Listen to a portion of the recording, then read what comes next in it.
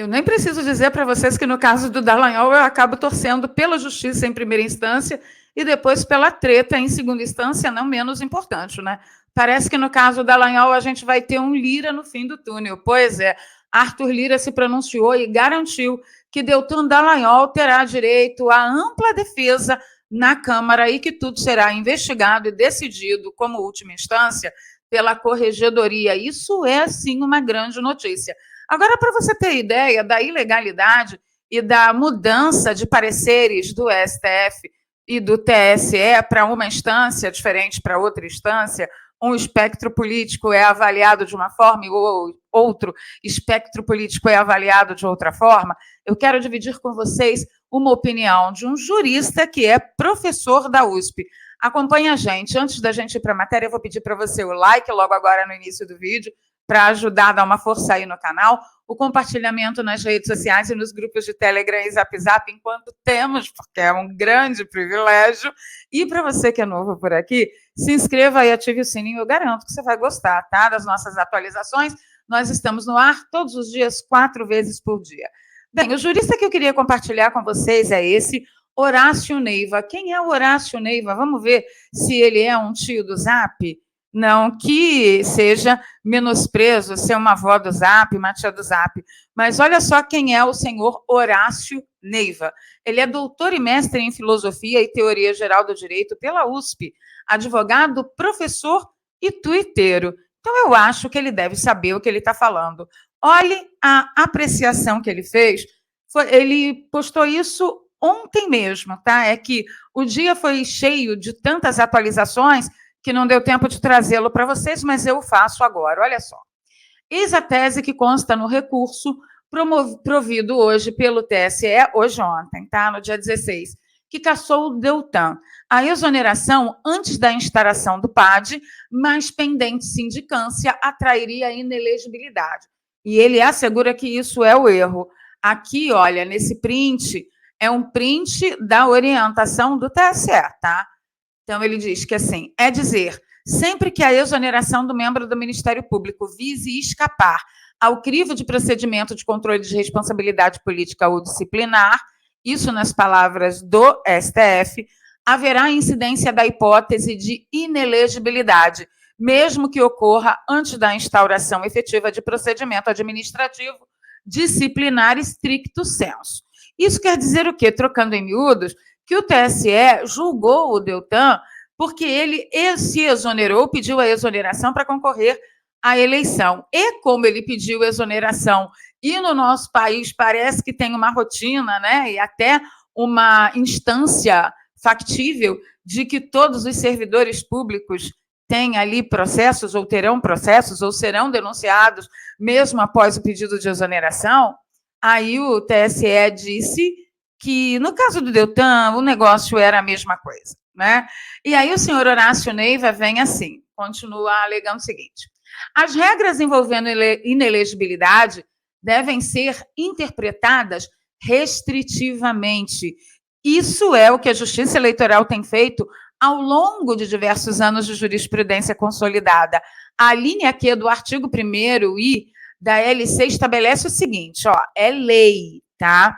O artigo Q aqui, ó. Os magistrados e os membros do Ministério Público que forem aposentados compulsoriamente por decisão sancionatória, que tenham perdido o cargo por sentença ou que tenham pedido exoneração ou aposentadoria voluntária na pendência de processo administrativo e disciplinar, que é o PAD, pelo prazo de 8 anos, e está inelegível por 8 anos. Foi isso que aconteceu com o Deltan? Não, não foi. Vamos lá, vamos seguir. E por que processo administrativo disciplinar? Porque sua instauração já envolve um juízo pela administração da gravidade de fatos.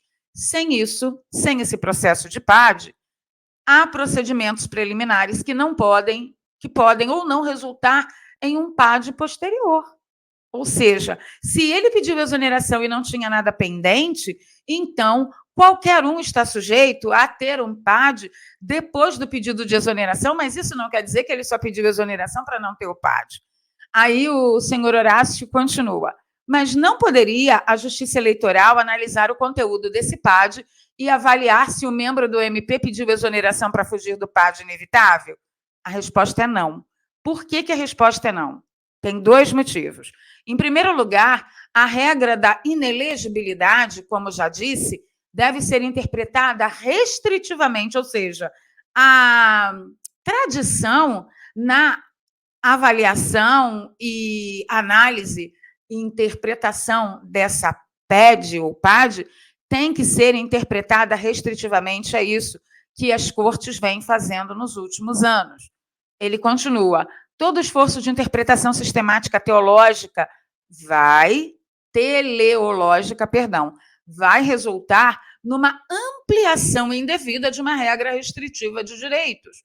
Com um adendo, trata-se de um direito político. A restrição, portanto, deve ser ainda mais limitada. A regra é que, na dúvida, vota-se a favor da elegibilidade e não da inelegibilidade. Aí ele continua, você não acredita em mim? Então veja o precedente jurídico do próprio TSE. E aqui tem um parecer, tá, no item 7, do próprio TSE, olha só. Por outro lado, é entendimento pacífico dessa Corte Superior que o direito à elegibilidade é direito fundamental. Como resultado, de um lado, o intérprete deverá, sempre que possível, privilegiar a linha interpretativa que amplie o gozo de tal direito. De outro lado, as inelegibilidades devem ser interpretadas restritivamente, a fim de que não alcancem situações não expressamente previstas pela norma. Quem falou isso? Luiz Roberto Barroso. Pois é, então existe já precedentes jurídicos e uma tradição de comportamento na interpretação, tá? O Horácio Neiva continua. Em segundo lugar, não cabe à Justiça Eleitoral avançar para examinar o conteúdo dos processos preliminares e realizar um juízo de se eles resultariam ou não numa possível hipotética e não sabida punição. Ou seja, tudo foi colocado, no caso do Deltan Dallagnol, uma condenação e uma punição foram executadas por uma suposição. Se a regra é objetiva, e ela é, a inelegibilidade em caso de exoneração de pendência de PAD deve ser aplicada objetivamente, como, aliás, sempre foi feito na Justiça Eleitoral, sem grandes dúvidas ou questionamentos, tanto assim que a decisão do TRE do Paraná foi unânime. Todo o TRE do Paraná disse, Deltan, você pode concorrer. O esforço argumentativo do recurso contra Deltan já mostra a tentativa de ampliar a inelegibilidade da linha Q, que a gente viu logo agora. Apelo a interpretações sistemáticas que ampliariam ali a visão da inelegibilidade. A finalidade da norma, há princípios da probidade e da moralidade, tudo com o objetivo de driblar uma regra que é objetiva. PAD é PAD, não é sindicância, não é pedido de providência, não é nada disso. Do contrário, basta que antes um juiz ou membro do Ministério Público pedir exoneração e alguém formular inúmeros pedidos de providências contra ele e alegar a inelegibilidade depois. E aí o Horácio continua. Mas esses pedidos poderiam depois resultar numa sanção? E poderiam não resultar em nenhuma, diz ele. É por isso que a regra é, como já escrevi, objetiva. Na dúvida, você vota pela elegibilidade, que é um direito fundamental. Ele ainda diz, mas é isso. Ninguém está preocupado com o que é feito do direito no Brasil. O objetivo mesmo é passar mensagem, tirar piada, fazer tiradas espirituosas contra A, B ou C. Aposto que vão dizer que hoje é um grande dia, sem se preocupar com o caminho que estamos percorrendo. E é impressionante como o senhor Horácio Neiva, os seus argumentos vêm ao encontro do que eu tenho tentado falar desde ontem, desde que essa desgraça se abateu sobre a vida de Deltan, lá na minha rede social, no meu Twitter. Não importa se o Deltan presta ou não presta, não importa o que ele falou no passado, não importa se você gosta dele ou não, não importa. Quem faz isso é um moço do bigodinho alemão, que julga aplicar a lei ou não de acordo com quem ele gosta ou não. Nós somos conservadores, portanto, nós defendemos, acima de qualquer coisa, o império da lei, como eu falei no vídeo passado. Muito obrigada, senhor Horácio, o senhor é demais. Agora, para você que está aí começando a ficar tacando a cabeça na parede, sem nenhuma esperança, sem nada, calma. Aconteceu um quiprocó hoje, inclusive, o general Mourão, aquele da democracia punjante, ele, como senador, né, fez um pronunciamento no Senado e pediu para que a Câmara entrasse com uma interferência, uma espécie de suspensão da pena contra Deltan Dallagnol. Eu realmente não sei o que aconteceria se o Lira, de lá da Câmara, berrasse assim para o TSE, que nem o Renan berrou para o STF, não vou cumprir, você não manda aqui. Eu não sei o que aconteceria, mas eu acho que isso está longe da gente ver. No entanto, tem algo mais próximo que a gente pode vislumbrar. Olha só, Deltan Dallagnol terá direito à ampla defesa na Câmara e decisão do TSE vai para a corregedoria da Câmara. Ao responder questão de ordem, o presidente da Câmara informou que será seguido o rito previsto em ato da mesa de 2009, que é o que é mais ou menos o que garantiu a Renan Calheiros dizer para o STF. Você não manda aqui, eu não vou cumprir. Eu espero que o Dallagnol tenha o mesmo fim. Vamos lá, vamos entender mais ou menos o assunto. O presidente da Câmara, o Lirão, né, afirmou que a perda de mandato de Deltan, decidida pelo TSE, será analisada pela Corregedoria da Câmara dos Deputados. Os procedimentos são regulamentados pelo ato da mesa 37 de 2009, que acontece como? A mesa seguirá o que determina esse ato. A Câmara tem que ser citada, a mesa informará ao corregedor e o corregedor vai dar o prazo ao deputado para fazer a sua defesa e assim sucessivamente. Ele respondeu, o Lira, a uma questão de ordem do deputado Maurício Marcon, esse menino está batendo um bolão, hein? Para quem a Câmara deve se pronunciar sobre a decisão da Justiça Eleitoral. O mandato deve ser cassado somente por essa casa, disse Marcon. O TSE, que cassou, né, ontem o mandato de Dallagnol por unanimidade, eu tenho certeza que não esperavam essa reação. Porém, gente, vem cá, deixa eu chamar vocês de pertinho, que assim eu gosto mais.